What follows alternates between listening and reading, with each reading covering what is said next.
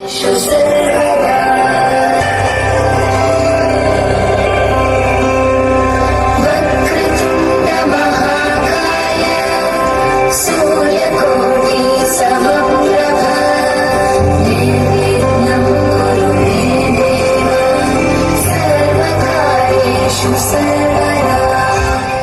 भक्तगणों को नमस्कार। 2 वर्षों के लंबे अंतराल के बाद गौरी नंदन गजानन और आप सभी भक्तजनों का स्वागत करते हुए नेवजाबाई हितकारिणी गणेशोत्सव मंडल की कार्यकारिणी अति प्रसन्न है। विगत वर्षों में हमने अनेक सुंदर प्रसंग इस अवसर पर आपके समक्ष प्रस्तुत किए हैं। इस वर्ष हम एक और अद्भुत प्रसंग आपके समक्ष प्रस्तुत करने जा रहे हैं, जिसका संबंध हमारी विदर्भ भूमि से है। माता रेणुका।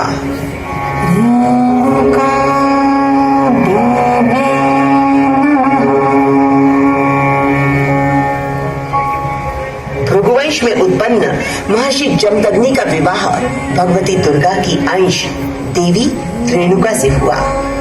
माता रेणुका से 4 पुत्रों के बाद भगवान विष्णु के अंश परशुराम जी का जन्म हुआ था। चारों पुत्र तो महर्षि के पास ही रहे, पर परशुराम दुष्टों के संहार के लिए पिनाक पाणी शिवजी से धनुर्विद्या और भगवान गजानन से परशु संचालन सीखने कैलाश चले गए थे। समस्त व्यवहार सुख पूर्वक चल रहे थे। एक दिन माता रेणुका से कुछ चूक हो गई। महर्षि जमदग्नि क्रोध से आग बबूला हो गए। उन्होंने एक एक कर साथ रह रहे चारों पुत्रों को आदेश दिया कि वे माता रेणुका का सिर काट दें, पर वे उनकी आज्ञा का पालन न कर सके।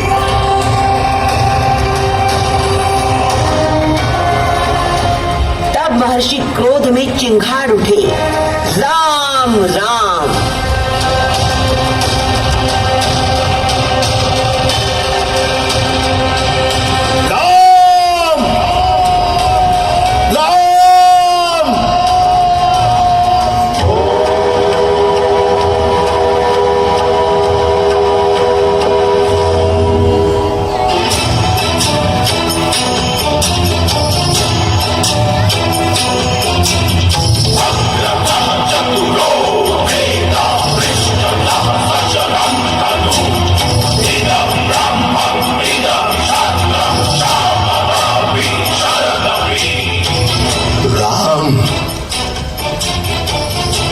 मैं इसका मुख नहीं देखना चाहता। इसका सिर इसी क्षण काट दो। परशुराम ने बिना कुछ विचार किए परशु चला दिया और माता रेणुका का सिर धड़ से विलग हो गया।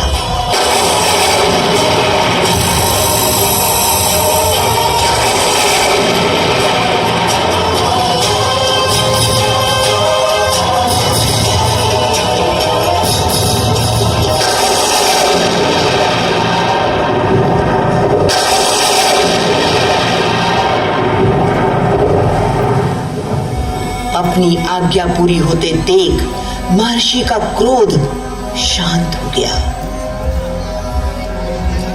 वत्स, तुमने मेरी आज्ञा का पालन कर मेरी आत्मा को शांति दी है। मैं तुमसे अति प्रसन्न हूं वत्स। तुम जो चाहो मांग लो, मैं तुम्हारी हर मनोकामना पूर्ण करूंगा। तात, आप प्रसन्न हैं? यही मेरे लिए किसी आशीर्वाद से कम नहीं है। मांगो वत्स मांगो। मैं तुम्हारी 3 कामनाएं, वे चाहे जितनी भी बड़ी हो, अवश्य पूर्ण करूंगा। मैं आपके आदेश की अवहेलना नहीं कर सकता। मेरी पहली कामना है मेरी जननी पुनः जीवित हो जाए और उन्हें ये स्मरण न रहे कि मैंने उनका वध किया था। दूसरी कामना है कि कोई युद्ध में मेरा सामना न कर सके और मैं दीर्घायु पाऊं। तीसरी कामना यह है कि संसार में किसी पुत्र को मातृहंता बनने का कलंक न झेलना पड़े। तथास्तु, तथास्तु, राम तथास्तु।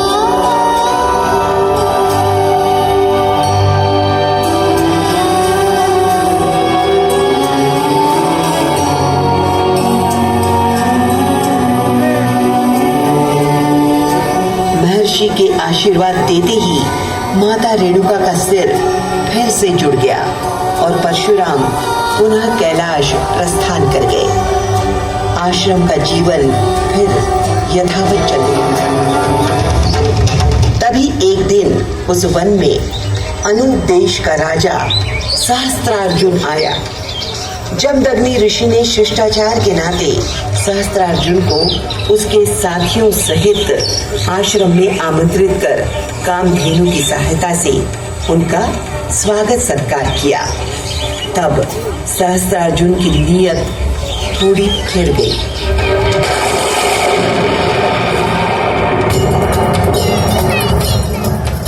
ऋषि, ऐसी गाय की तुम्हें आवश्यकता ही क्या है? ये गाय मुझे दे दो।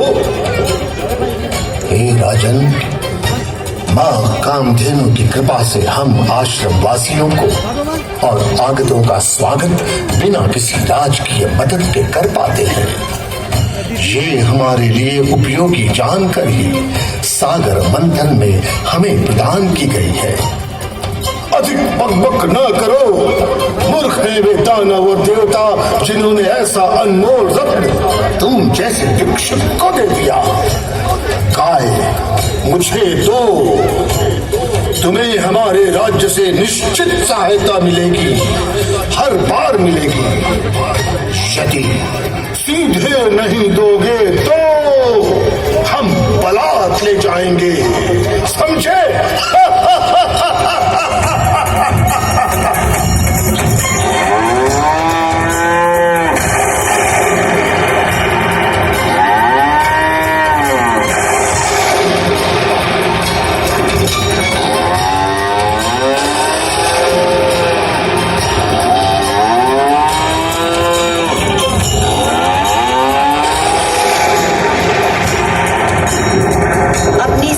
भुजाओं के बल पर उन्मत्त सहस्त्रार्जुन महर्षि जमदग्नि के आश्रम से बलात् कामधेनु को ले गया। तब ऋषि ने फिर पुत्र परशुराम को आर्त स्वरों में पुकारा। राम! राम!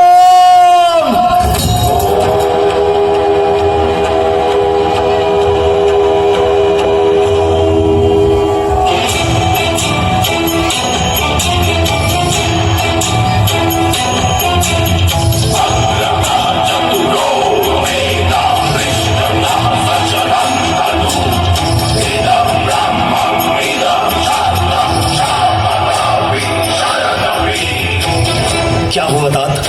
आप इतने व्यथित क्यों हैं? वत्स, अनूप देश का राजा सहस्त्रार्जुन बलात् कामधेनु को हमसे ले गया है। हमने रोकने का प्रयत्न किया तो उसने हमें भी प्रताड़ित किया। मुझे तो तुम्हारी जननी रेणुका ने बचा लिया, पर उसके शरीर पर 21 घाव आए हैं। उस दुष्ट की यह हिम्मत! आप माता की चिकित्सा कीजिए तात। मैं उसे मारकर कामधेनु वापस लाता हूं। आपके शरीर के 21 घावों का बदला मैं दुष्ट क्षत्रियों को 21 बार पृथ्वी से नष्ट करके लूंगा।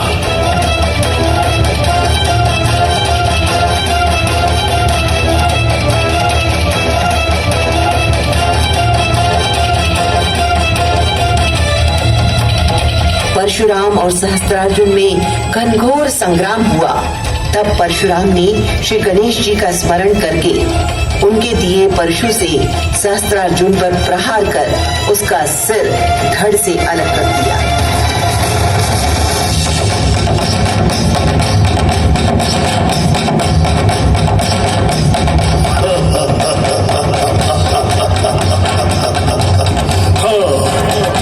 युद्ध करना है तो मैं तैयार हूं।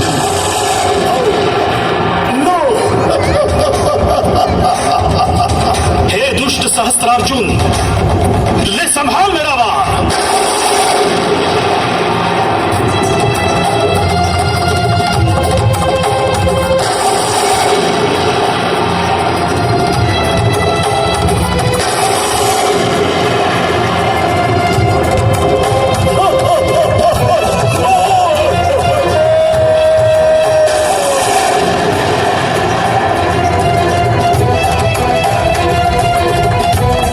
परशुराम कामधेनु पिता को सौंपकर फिर कैलाश लौट गए। तब सहस्त्रार्जुन के पुत्रों ने जमदग्नि ऋषि के आश्रम पर आक्रमण कर ऋषि और उनके शिष्यादि को मार डाला। माता रेणुका हमारे विदर्भ में माहुरगढ़ में आ विराजी। तब से माता रेणुका अपने भक्तों का वहीं से कल्याण कर रही है।